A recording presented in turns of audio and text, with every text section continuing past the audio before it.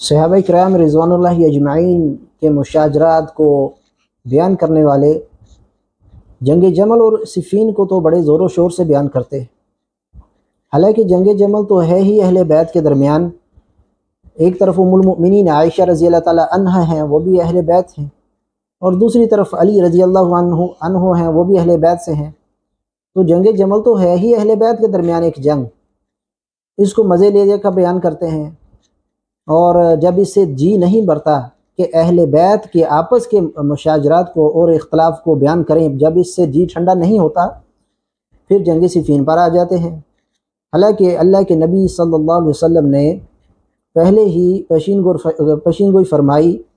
کہ حسن رضی اللہ تعالیٰ عنہ مسلمانوں کی دو عظیم گروہوں کے درمیان، مسلمانوں کی دو عظیم جماعتوں کے درمیان صلح کروائیں گے۔ جنگ جمل ہو گئی، جنگ صفین ہو چکی، اس کے بعد حسن رضی اللہ تعالیٰ عنہ نے معاویہ رضی اللہ تعالیٰ عنہ سے صلح کی، جو اللہ کے نبی صلی اللہ علیہ وسلم پہلے ہی فرما چکے تھے۔ صحیح بخاری کے اندر کتاب المناقب حسن اور حسین رضی اللہ تعالیٰ عنہما کے فضائل کے اندر روایت موجود ہے۔ ابو بکر رضی اللہ تعالیٰ عنہ فرماتے ہیں کہ اللہ کے نبی صلی اللہ علیہ وسلم نے میں نے اللہ کے نبی سے منبر پر سنا، والحسن الی جنبہ، اور حسن رضی اللہ تعالیٰ عنہ اللہ کے نبی صلی اللہ علیہ وسلم کے ساتھ بیٹھے ہوئے تھے، ینظر الی الناس مرہ والیہ مرہ، اللہ کے نبی صلی اللہ علیہ وسلم کبھی لوگوں کی طرف دیکھتے اور کبھی حسن رضی اللہ تعالیٰ عنہ کی طرف دیکھتے، اور فرمایا ویقول، اور پھر اللہ کے نبی صلی اللہ علیہ وسلم نے فرمایا ابنی ھذا سید، میرا یہ بیٹا سردار ہے، یعنی حسن رضی اللہ تعالیٰ عنہ سردار ہیں۔ وَلَعَلَّ اللَّهَ أَن يُصْلِحَ بِهِ بَيْنَ فِئَتَيْنِ مِنَ الْمُسْلِمِينَ، اور مجھے امید ہے کہ اللہ میرے اس بیٹے کے ذریعے جو ہے وہ مسلمانوں کے دو گروہوں کے درمیان صلح کروائے گا۔ یہ صحیح بخاری 3746 نمبر روایت ہے، اور 2704 نمبر روایت کے اندر لعل اللہ ان یصلح به بین فئتین عظیمتین من المسلمین، مجھے امید ہے کہ اللہ اس کے ذریعے، یعنی میرے اس بیٹے کے ذریعے جو سردار ہے حسن رضی اللہ تعالیٰ عنہ، اللہ مسلمانوں کے دو عظیم گروہوں میں صلح کروائے گا۔ نبی صلی اللہ علیہ وسلم نے ایک تو ان دونوں گروہوں کو عظیم گروہ فرمایا۔ بعض جہالہ جو ہیں یہاں یہ تسلیم کرنے کی بجائے کہ دونوں عظیم گروہ تھے، ہم کہتے ہیں کہ وہ تعداد کے اعتبار سے بھی بڑے تھے، اس اعتبار سے بھی عظیم تھے، اور شان اور مرتبہ کے اعتبار سے بھی وہ عظیم گروہ تھے، اور اللہ کے رسول نے ان کو مسلمان فرمایا۔ مسلمانوں کے دو گروہوں کے درمیان حسن رضی اللہ تعالیٰ عنہ صلح کروائیں گے۔ بعض لوگ جو ہے کہتے ہیں نہیں، عظیم اس وجہ سے کہ وہ بڑے تھے، یعنی معاویہ رضی اللہ تعالیٰ عنہ کے گروہ کو عظمت والا ماننے کی بجائے اس کا انکار کرتے کرتے حسن رضی اللہ تعالیٰ عنہ کے گروہ کی بھی عظمت کا انکار کرتے ہیں۔ نہیں، کہتے ہیں وہ صرف بڑے تھے، عظمت والے نہیں تھے۔ حالانکہ یہ الفاظ عظیمتین یہ دونوں گروہوں پر بولا گیا ہے۔ ہم کہتے ہیں کہ بالکل حسن رضی اللہ تعالیٰ کا گروہ بڑا بھی تھا اور عظمت والا بھی تھا، اور اسی طریقے سے معاویہ رضی اللہ کا گروہ بھی تعداد میں بھی بڑا تھا اور عزت و شرف میں بھی عظمت والا تھا۔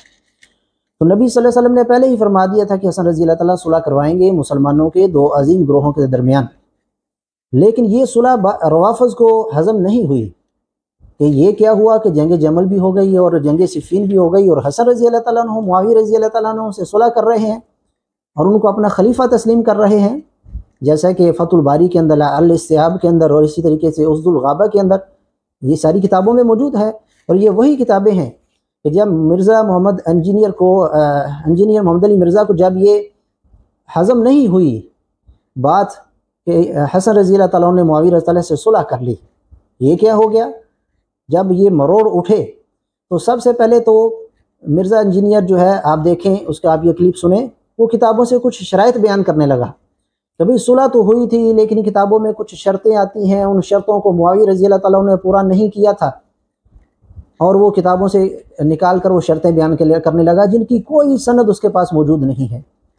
اب یہاں پر آپ دیکھیں یہ کتابوں کے نام گنوا رہا ہے، ان کتابوں کے اندر یہ شرطیں موجود ہیں، جیسا کہ آپ سن سکتے ہیں۔ یہ الاستیاب ابن عبد البر کی کتاب ہے، اس میں موجود ہے الاصابہ ابن کثیر ابن اثیر کی، اور اس کی شرح جو ہے وہ اسد الغابہ کی شرح الاصابہ ابن حجر اسقلانی کی، البدایہ والنہایہ میں، فتح الباری میں ابن حجر اسقلانی نے صحیح بخاری کے حدیث نمبر 7109 میں بھی کچھ ذکر کیا ہے کہ یہ 5 بڑی بڑی شرائط۔ جی ناظرین، سن لیا، الاستیاب میں، اسد الغابہ میں، اور الاصابہ میں، اور فتح الباری وغیرہ میں شرطیں موجود ہیں۔ ہم تو کہتے ہیں کہ ان شرطوں کی کوئی سند موجود نہیں ہے، کوئی بھی ان شرطوں کی جو سند ہے وہ موجود نہیں ہے، یہ بے سند شرائط ان کتابوں میں موجود ہیں۔ تو جب بے سند ہیں تو یہ دلیل کیسے بن سکتی؟ پھر یہی انجینئر محمد علی مرزا جب اسے پوچھا گیا کہ صلح حسن کی شرائط کہاں ہے، شرائط کی سند کہاں ہے، تو اس قدر مجبور ہوا، کہنے لگا کہ سندوں میں پڑھنے کی ضرورت ہی نہیں ہے میرے بھائی،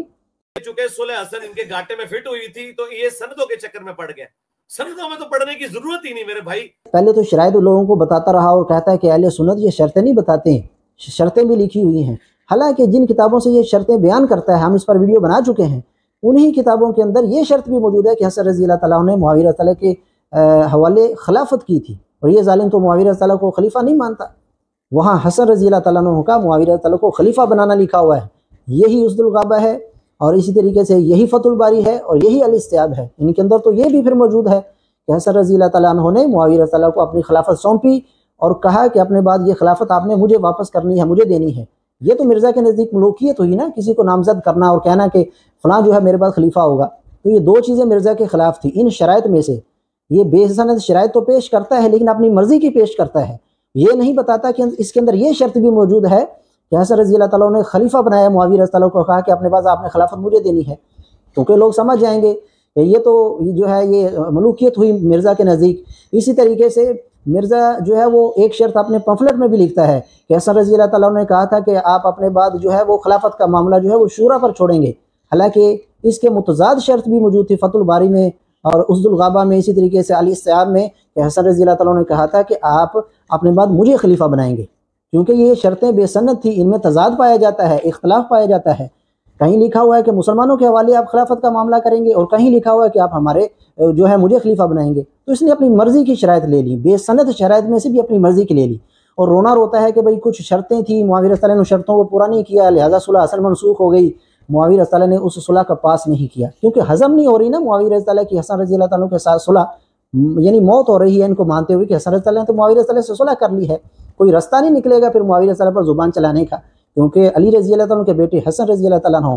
سید سردار ہیں، سردار نے صلح کر لی تو پھر کسی کی کیا مجال ہے کہ کوئی اس پر کوئی کلام کرے، لیکن یہ بے سند شرائط بیان کرنے لگا تاکہ کسی طریقے سے معاویہ رضی اللہ تعالیٰ عنہ اور حسن رضی اللہ تعالیٰ عنہ کی صلح کو مجروح کیا جا سکے، مشکوک بنایا جا سکے۔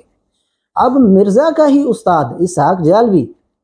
ہم پہلے بھی اپنی ویڈیو میں کہا کہ وہ بھی بڑا بے حیا تھا، بے شرم تھا، لیکن مرزا اس سے بھی بے حیائی میں جو ہے وہ سبقت لے گیا ہے۔ مرزا کا استاد کہا کرتا تھا کہ ملیا میٹ کر دی، اور یہ آپ پہلے کلپ سن لیں پھر اس پر تبصرہ کرتے ہیں۔ فنادى القوم من كل جانب البقیہ جواب کی ملیا حسن، سارے پاسے آواز آئی البقیہ، اسی صلح چاہنے، اسی صلح چاہنے، اسی نہیں جنگا چاہنے۔